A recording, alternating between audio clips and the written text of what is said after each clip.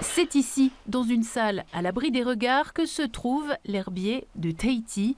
Près de 20 000 échantillons constituent cette collection. Régulièrement, il y a des nouvelles espèces qui sont décrites, propres à certaines îles polynésiennes. Là, le dernier article, c'était une espèce de calitriche, une toute petite plante endémique de Rapa, aux Australes.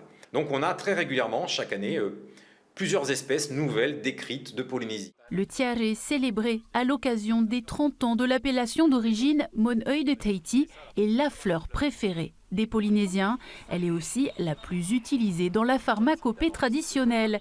Saviez-vous que l'arbre sur lequel elle pousse produit des fruits et que c'est à Maupiti qu'ont été trouvées les premières tiare Tahiti importées? En Polynésie, on voit très rarement des fruits.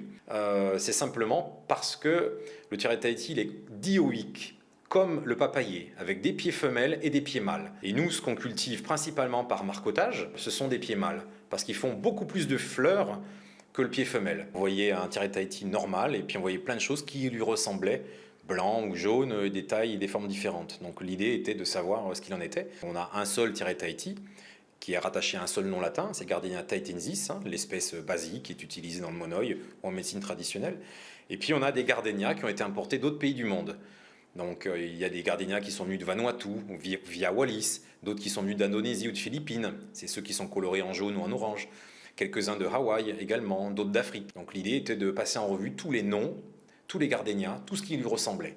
Même si elle fait partie de notre quotidien, cette fleur odorante n'a pas encore dévoilé tous ses mystères.